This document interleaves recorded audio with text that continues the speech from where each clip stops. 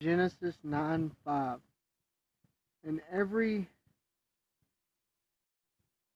and surely your blood, the blood of your lives, will I require.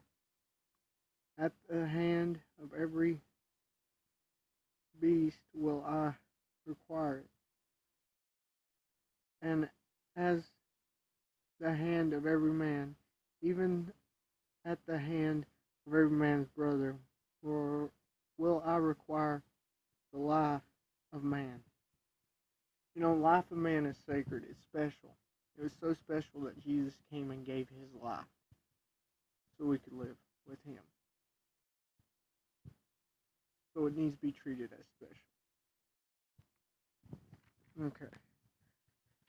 Hosea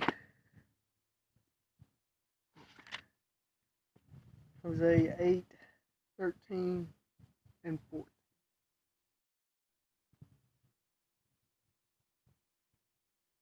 Hosea 8:13 and 14.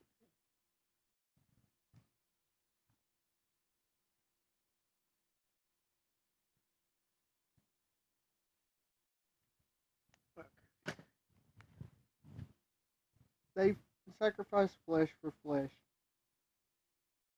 of mine offerings, and eat it, but the Lord accepts them not.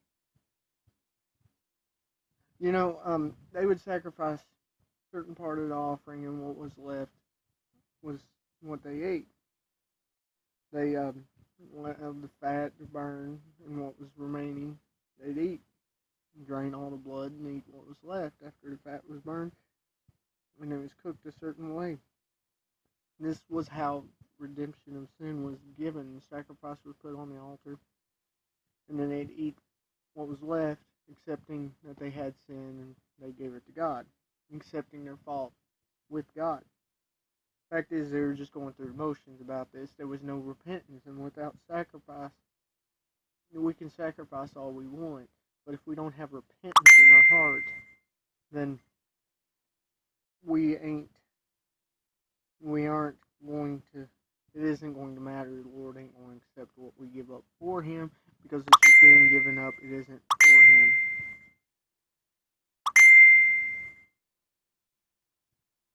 But the Lord accepts them not. Now will I remember their iniquity, and visit their sins. They shall return to Egypt. Okay, Egypt was the place of their bondage. It isn't necessarily saying they will return to Egypt. It's saying they're going to return to their bondage. They're going to return to being slaves. They'd go into exile. They become captives. They would do this because of their sins being undealt with. The Lord would allow them to be back in bondage. For Judah, it'd be Babylon. For Israel, it'd be Assyria. And later, that would be taken over. Okay, verse 14.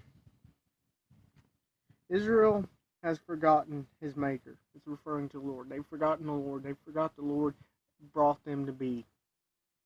He builds temples and builds temples. It's referring to Israel. Now this is referring to pagan temples because the temple was already built. It being plural means these are temples that doesn't honor God. These are bad temples. These are false temples. These are places Israel's going when they should be going to the Lord. And Judah has multiplied fenced cities. So Judah's taking efforts in their own power instead of the Lord. They're focusing on what they got. They're surrounding themselves and think they're okay without the Lord. No matter what's around us, we're never okay without the Lord. That's what Judah didn't understand. No matter who Israel worshipped, they weren't worshiping the Lord. It was pointless. That's what Israel didn't understand.